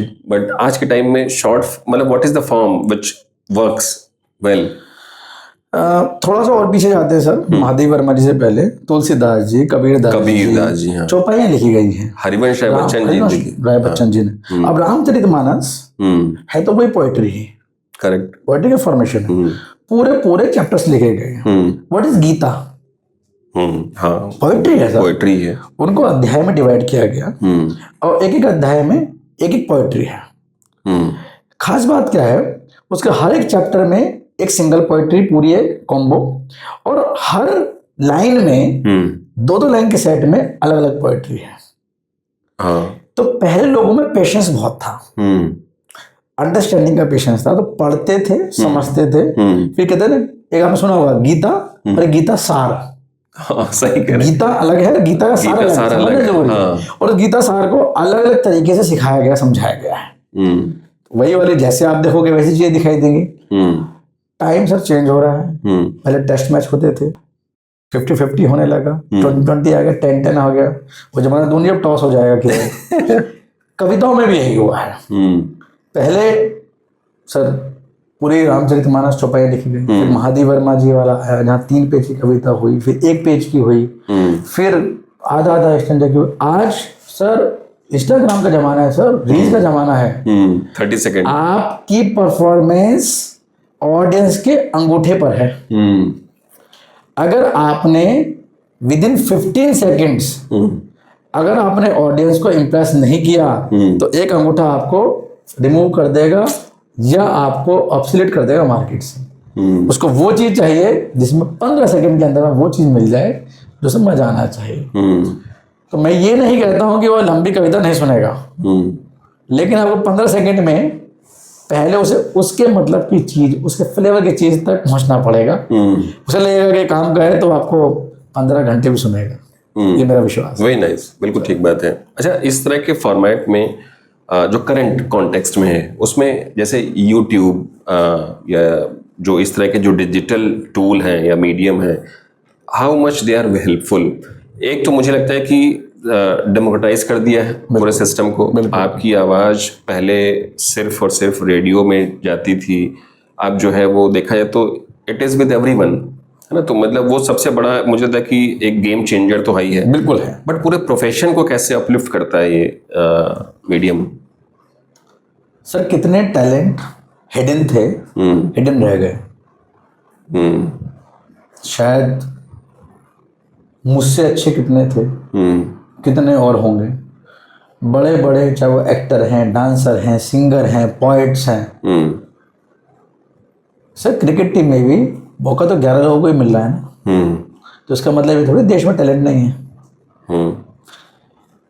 कितने जब कोरोना टाइम आया तो हो सकता है वो बहुत सारे लोगों के लिए बहुत एडवर्स रहा, पर ये भी तो देखिए कितने लोगों के लिए कितना हेल्पफुल रहा, कितना टैलेंट निकल कर आया। ये बात भी है। कुकिंग चल रही है, कुकिंग चल रही है, जिनको कभी वैल्यू नहीं मिली सर घर में, वो पता लगा आज बड़ी शेफ बन गई हैं। हाँ, घर में बैठे हम गाना गा रहे थे, मुझे पता नहीं था कि मैं बहुत अच्छा सिंगर हूँ, लेकिन उसने एक ऐप यूज किया, सिंगिंग में डाला, आज वो पूरी दुनिया को अपने सिंगिंग के स्किल्स दिखा रहे हैं। डांस से घर पे खड़े वो डांस दिखा दिए। सर कितने पोएट्स मैं पर्सनली जानता हूँ जो शायद जिंदगी में कभी पोएट नहीं बन सकते थे, लेकिन because of this social media वो अपने टैलेंट को उजागर कर पाए और दुनिया के सामने है। तो बहुत बड़ा एक इम्प्रेशन निकल कर आया है। और शायद सर मेरी आवाज़ आज पूरी दुनिया तक पहुंच रही है। स्टेज शो करता हूं सर, वहाँ पर 1000, 2000, 10,000, 50,000, 1 लाख लोग हो सकते हैं, लेकिन 1 लाख लोगों के अलावा मुझे दुनिया कैसे जानेगी, मेरी आवाज़ कैसे पहुंचेगी? आज मेरी आवाज़ केवल इंडिया तक सीमित नहीं है, पूरे वर्ल्ड में जहाँ जहाँ हिंदी सुनी जाती है, मेरी आवाज़ अगर वहाँ तक पहुँच रही है तो उसका all credit goes to the social media only. तो we are thankful to the YouTube, Facebook, Instagram, सब कुछ है।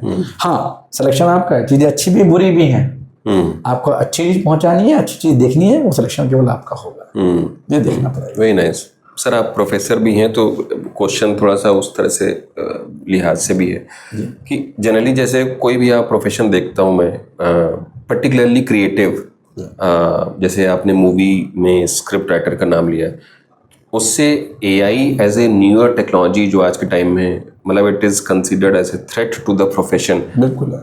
हालांकि हमें लगता है कि कुछ ना कुछ ऑल्टरनेट बेटर तरीका जरूर निकल आएगा, जो कि क्योंकि जो स्किल है वो अलग तरीके की रहती है। बट जैसे हम लोग इस तरीके की कोई भी प्रोफेशन में बात करते हैं क्रिएटिव उसमें, तो जहाँ पे आप परफॉर्म कर रहे हैं इन फ्रंट ऑफ 1000 पीपल, वहाँ तो इसकी कोई रिप्लेसमेंट नहीं है। बट जहाँ पे क्रिएटिव राइटिंग का कंपोनेंट है, वहाँ पे आपको लगता है कि is it going to okay. Classroom में भी हम डिस्कस करते हैं इस चीज को। हाँ, क्या हो गया है, must be a question for it is for everyone and in every field. अब क्या हो गया, हम लोग, ह्यूमन एक नेचर होती है सर, है ना, ह्यूमन आलसी होता है। और जब आलसी होता है तो ना वहां से इनोवेशन निकल के आती है। Why we are having remote, televisions का, एसीज का, इन सब चीज़ों का रिमोट क्यों आया? क्योंकि हम लोग आलसी हैं और हम लोग उठकर उसको ऑन ऑफ नहीं करना चाहते। अब तो फैन में भी आ गया है, फैन भी आ गया है। इसके बाद एलेक्सा आया। अब हम इतने आलसी हो गए अब बोल के कि हम रिमोट भी, यार कौन उठाएगा ना, तो यार Alexa please switch on the TV, switch on the Alexa. हमने पढ़ा है कहीं पर कि जहां जहां इंसान आलसी होता जाता है वहां पर मशीन उसकी जगह ले लेती है। सही बात है सर। एक एग्जांपल लेता हूँ, चटनी होती है ना सर, तो पहले लेडीज है ना चटनी को सिलबट्टे पे पीसा करती थी। उसका स्वाद है ना रिप्लेस नहीं हो सकता कभी भी। क्या आ गया उसके बाद में? मिक्सी ग्राइंडर आ गया। मिक्सी ग्राइंडर ने कर दिया, फिर वो चॉपर्स आ गए, पता नहीं और क्या क्या आ गया है। अब तो बॉटल केचप है, तो बॉटल केचप आ गया, कहीं जरूरत ही नहीं, सबको रेडीमेड आ रहा है। टेस्ट डिग्रेड हो रहा है, लेकिन रिप्लेस हुआ क्यों? मेरा आलसी हो रहा है इंसान। That is the welcome of machine. Robots आ रहे हैं बैंगलोर में। My friends are working there and they are telling me restaurants में रोबोट्स आ रहे हैं, they are serving there. Reason, अभी मैं अपने वेटर को बोलता हूँ कि जाओ जाके सर्व करो, अब उसको बड़ा कष्ट है जाने में, काम करने में मन ही नहीं है, प्रॉपर नहीं है, एटीट्यूड अच्छा नहीं है, वो ऑनर को पसंद नहीं है। ऐसे तो सब चीज रिप्लेस हो जाएगी, धीरे होंगी सर। जहां मैं रिलक्टेंट होऊंगा, जहां मैं मूडी हो जाऊंगा, जहां मैं काम नहीं करना चाहूंगा, वहां पर मशीन मुझको रिप्लेस करेगी। Who is giving space? I me my self. अगर मैं इन्वॉल्व हूँ, अपना काम प्रॉपर से करता हूँ, मशीन मुझे कभी रिप्लेस नहीं कर सकती। मैं जहां स्पेस दूंगा मशीन मेरे पर रिप्लेस करेगी 100%। वेरी नाइस, बिल्कुल ठीक बात है। Any specific memorable experience of कवि सम्मेलन सर?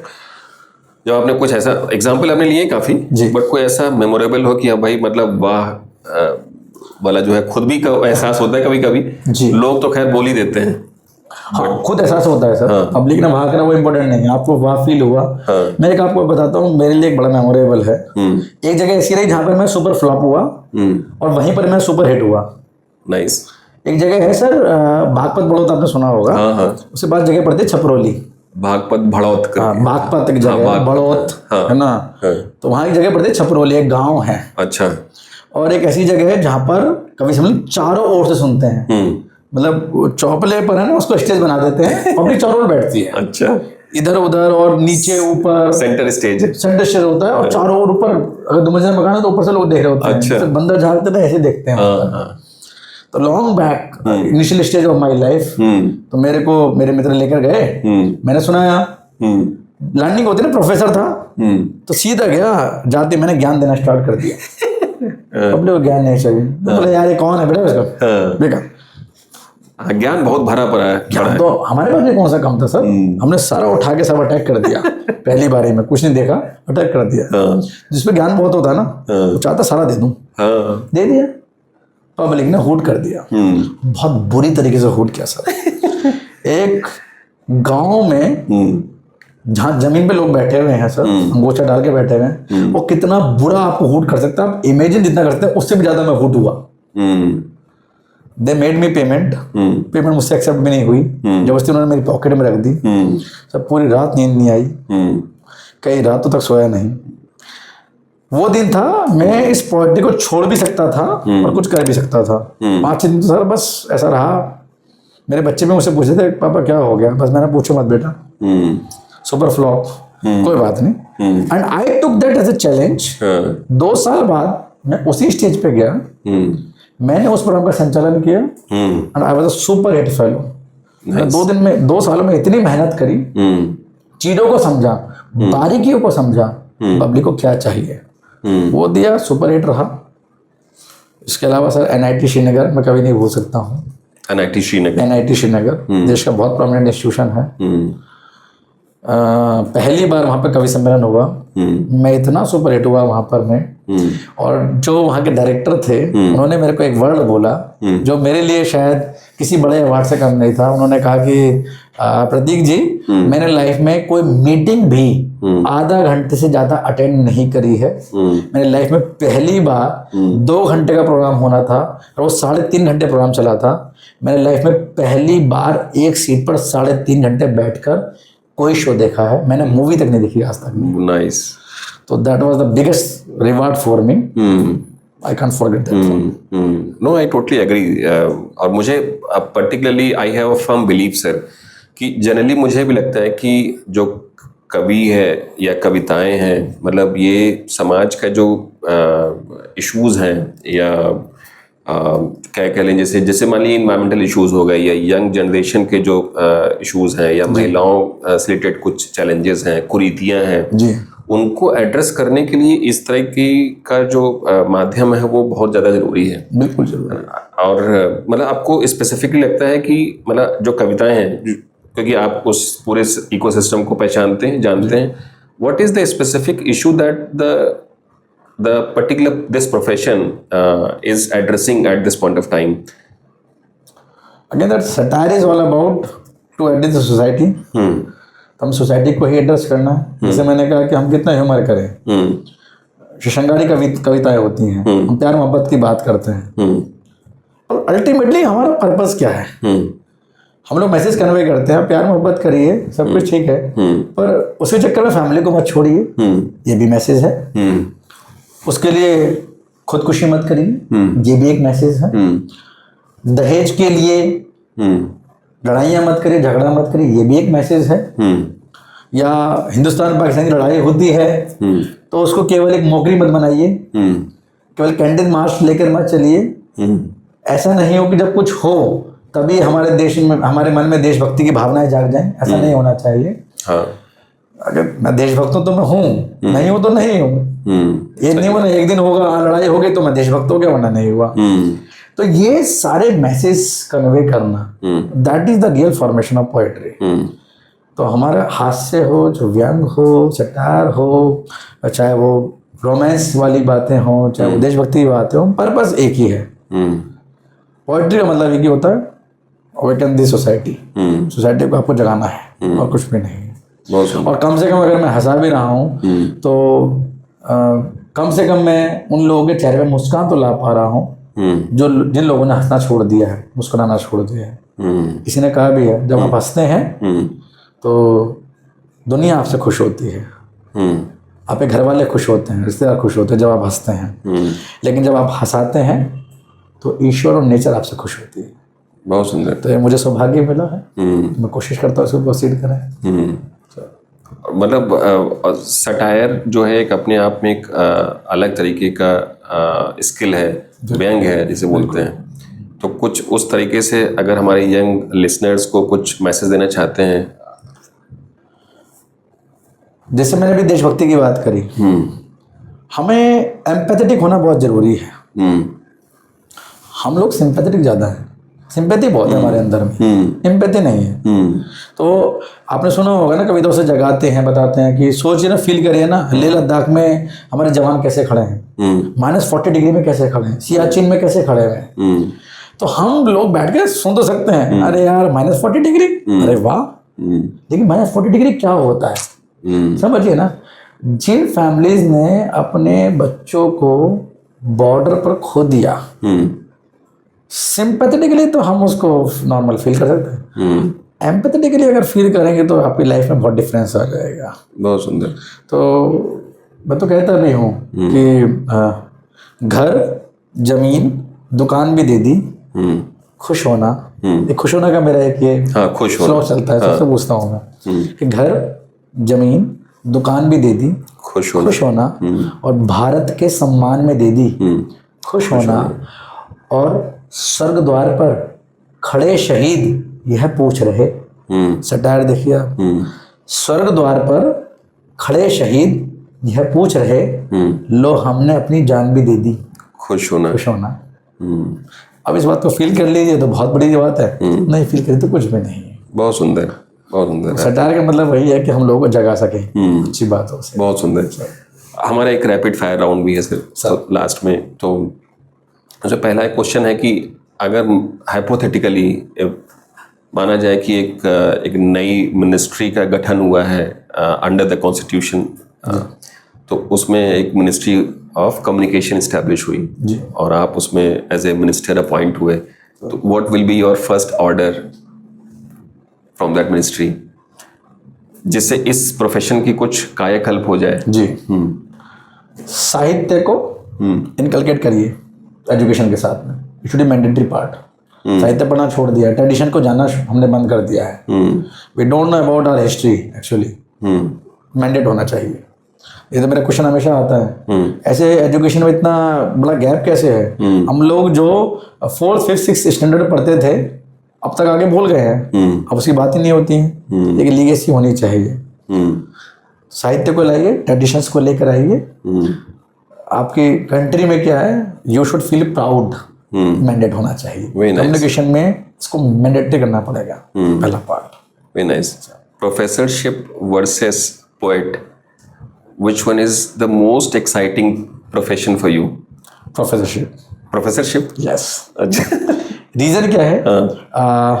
मुझे लगता है कि पोएट्री से मैं लोगों को हंसा सकता हूँ, जगा सकता हूँ, लेकिन उनकी विश है। लेकिन जब मैं प्रोफेसर होता हूँ तो मेरे ऊपर रिस्पॉन्सिबिलिटी है कि मेरे को सेना तैयार करनी है जो इस देश को बदल सकते हैं। तो जहाँ रिस्पॉन्सिबिलिटी ज़्यादा है मैं उसे चूज करूँगा। पोइट्री वाला काम तो मैं शायद अपने कम्युनिकेशन से वहाँ भी कर सकता हूँ, लेकिन मेरे को एक बड़ी रिस्पॉन्सिबिलिटी मिली है। मुझे अपने वो बच्चे तैयार करने हैं जो मेरे फ्यूचर हैं, मेरे कंट्री के, इस वर्ल्ड के। तो उसके ऊपर मैं पोएट्री को तरजीह नहीं दे सकता कभी भी। मेरे लिए हमेशा प्राइम रहेगा। Very nice. आपने कवि सम्मेलन के टाइम में बहुत सारे शहरों का भ्रमण किया होगा। Which one is the most favourite city? सबसे अच्छी सिटी उत्तराखंड में मैंने श्रीनगर बताया। बहुत अच्छी सिटी है। वैसे मुझे पहाड़ों से बहुत डर लगता है। पहाड़ों से डर लगता है, पहाड़ों के रास्तों से बहुत डर लगता है। बड़ी प्रॉब्लम होती है, बट स्टिल लोग बहुत अच्छे हैं। लोग बहुत पसंद भी करते हैं और दे आर रियल इंडियंस। हम लोग थोड़ा सा नॉर्थ साइड में आके, दिल्ली एनसीआर साइड में आके हम लोग बड़े प्रोफेशनल फील करने लगते हैं, बड़े फाइनेंशियली माउंट हो जाते हैं। मुझे लगता है वहाँ पर वो कम है अभी। मुझे लगता है रूरल एरिया में आप कहीं भी जाइए आपको बड़ा अच्छा लगेगा। तो वो जगह मुझे बहुत पसंद आई। तो ग्राउंडेड हैं, डाउन टू अर्थ हैं, बड़े अच्छे हैं। और भारतवर्ष का सबसे मे बी आई थिंक आपके फेवरेट कवि कौन है? मेरे मनपसंद कवि सेगमेंट में रखूंगा। हाँ, सेगमेंट। अगर मैं गीतों में बात करूंगा, doctor Vishnu Saxena. Doctor Vishnu Saxena. Vishnu Saxena, nice. आप उन्हें सुनेंगे तो आप बह जाएंगे उनके साथ। जी जी जी जी, ये मेरी गारंटी है। ओज की बात करूंगा तो हरिओम पवार जी। दो रीजन है उनके, देश के बड़े कवि हैं, प्लस उनकी पंक्तियां वी शुड फील प्राउड। देश के प्रेसिडेंट और प्राइम मिनिस्टर दोनों कोट करते हैं। अच्छा। सौरभजन सुमन जी मेरे लिए बहुत इंपॉर्टेंट है। अगर मैं कहूँ मैं इस लेवल पे पहुंचा हूँ तो उनका बहुत बड़ा कंट्रीब्यूशन है। बहुत अच्छे पोएट हैं, इसमें कहीं कोई दो राय नहीं है। आप पसंद किसी को करिए मत करिए, एक नाम ऐसा है जो आपकी मजबूरी भी है, कुमार विश्वास जी। दिलों की धड़कन है सबकी। सीखने के लिए बहुत कुछ है उनसे, जानने के लिए बहुत कुछ है उनसे। आप उन्हें बैठकर सुन लेंगे। लोग उनको केवल ऐसे कवि देखते हैं, मैं उनको कवि के साथ में एक अध्यात्म की बात रखने वाला एक व्यक्ति विशेष भी मानता हूँ। वो भी मैं मानता हूँ, आई एग्री। तो बहुत खास बात है। देश में बहुत अच्छे अच्छे कवि हुए और अनामिका अंबर जी की स्टेज परफॉर्मेंस एक अलग चीज़ है, पर उनकी पोइट्री को बैठ कर सुनिए, बिल्कुल अलग ही फायर है। अलग ही फायर, अलग आनंद आपको आएगा जीवन में। पोइट्री वही होती है जो दिल पे जाके लगे, जो दिल पे नहीं लगी उसे क्या है। Very nice. ये होना बहुत globally if you are asked to take any name, कोई ऐसा है इंटरनेशनल पोएट जो कि आपको याद आता है? इंटरनेशनल पोएट की अगर मैं बात करूं ओवरऑल में, क्योंकि इंडिया ने ही सारे प्रोवाइड करे हैं, हरिवंश राय बच्चन जी। पढ़ना चाहिए सभी को। मुझे लगता है ना वो एक ऐसे कवि थे जिन्होंने एक रोल प्ले करा नई जनरेशन और पुरानी जनरेशन को कनेक्ट करने का। जैसे आपने कहा महादेव वर्मा जी का नाम आपने लिया, तो लोगों को पढ़ना था, सुनना में शायद प्रॉब्लम आएगी। नए लोग उनको शायद सुनना बहुत पसंद करेंगे, पढ़ना बहुत पसंद नहीं करेंगे। वो ऐसे थे जिनको लोग पढ़ना भी पसंद करेंगे, सुनना भी पसंद करेंगे। ये भी एक उनकी कविता मधुशाला है ना, तो शायद कोई भी, मैं अगर यूथ मेरे को जितने भी सुन रहे हैं, मैं बोलूंगा आप जाकर उनको पढ़िए भी, और कहीं जो लोग सुनाते हैं सुनिए भी, आपको बड़ा आनंद आएगा। तो शायद सबसे अच्छे कवि रहे हैं अपनी बातों को एक्सप्रेस करने में। Very nice. अभी कोई स्पेसिफिक कविता आपकी कुछ पब्लिश भी हुई हैं ऐसे? हाँ, मेरी काफ़ी सारी बुक्स में हो गई। मेरी अपनी बुक्स अभी पेंडिंग है। अच्छा। बिकॉज ऑफ दो रोल प्ले कर रहे हैं, तो टाइम क्रंच हमेशा रहता है, and I don't want to go for ghost writer, है ना। तो मैं जो भी करूँगा खुद ही करूँगा। तो काफ़ी सारा वर्क इज देयर, लेकिन उसको बैठ के रिव्यू करना, to speak over the stage different one, and to provide for reading purpose, उसमें बहुत आपको माइन्यूटली एरर्स देखनी होगी। तो I need some more time. तो रहा एक कविता है, वैसे काफ़ी बड़ी कविता, लेकिन मुझे 4 लाइन सुनाता हूँ। Please please. जीवन में मेरा मानना है कुछ होना हो, एक चीज़ होनी चाहिए। आप कितना पैसा कमा लीजिए, कितने भी गुडविल कमा लीजिए, कितना भी नाम हो जाए, सब रखा रह जाएगा। अगर आपके जीवन में अच्छे दोस्त नहीं है, तो मुझे लगता है दोस्त होना चाहिए। वो दोस्त कोई भी हो सकता है, बॉयफ्रेंड गर्लफ्रेंड हो सकते हैं, बॉयफ्रेंड बॉयफ्रेंड हो सकते हैं, गर्लफ्रेंड गर्लफ्रेंड हो सकती हैं, आपकी मदर आपके फादर आपके फ्रेंड हो सकते हैं, आपकी वाइफ आपके पार्टनर्स, कोई भी हो सकता है, बैचमेट हो सकता है। वो होना जरूरी है। मेरी कविता बहुत पसंद की गई। उस कविता की मैं 4 लाइन सुनाता हूँ कि सोने चांदी से बुनाना कोई बिछोना चाहिए। सोने चांदी सब रखा रह जाएगा सब। सोने चांदी से बुनाना कोई बिछोना चाहिए, हीरे पन्ने से जड़ा हो ना खिलौना चाहिए, और साथ में जो हंस सके और साथ में ही रो सके, जीवन में सच्चा एक ऐसा दोस्त होना चाहिए। बहुत सुंदर। मुझे लगता है कि अगर आपने जीवन में एक अच्छा दोस्त नहीं कमाया, तो आपने कुछ नहीं कमाया। वो दोस्त होना चाहिए। दोस्त होना चाहिए। बहुत बढ़िया, बहुत बढ़िया, बहुत सुंदर। बहुत बहुत धन्यवाद doctor Prateek Gupta. I think हमारे दर्शकों के लिए एक अपना आप में एक अलग सा अनुभव है। मुझे शुरुआत में जैसे मैंने बताया कि हमारा जो चैनल है वो बहुत सारे टेक्निकल इश्यूज के बारे में जानकारियां देता है, बट सर पोएट्री से ज़्यादा टेक्निकल कुछ भी नहीं है। पोएट्री भी टेक्निकल है। बिल्कुल नहीं, आई एग्री। और मुझे पर्सनली भी लगता है कि ये अपने आप में एक बहुत ही एक कारगर सा माध्यम है, जिसके थ्रू शायद जो हम लोग कॉम्प्लेक्स या बहुत टेक्निकल चीज़ों को हम लोग बोलने की कोशिश करते हैं, वो शायद आपके इस तरीके के माध्यम से बहुत आसानी से लोगों को समझा सकते हैं। तो बहुत बहुत धन्यवाद सर हमारे सब लोगों की तरफ से। और हमें लगता है कि आपसे चर्चा हम चाहते हैं बिल्कुल कंटिन्यू और लगातार बनी रहे। Maybe I think some another time कुछ और कॉन्टेक्स्ट में हम लोग इस चर्चा को आगे बढ़ाएंगे। बहुत बहुत धन्यवाद। और आप सब लोगों का भी बहुत बहुत धन्यवाद। Thank you so much everyone for patience listening.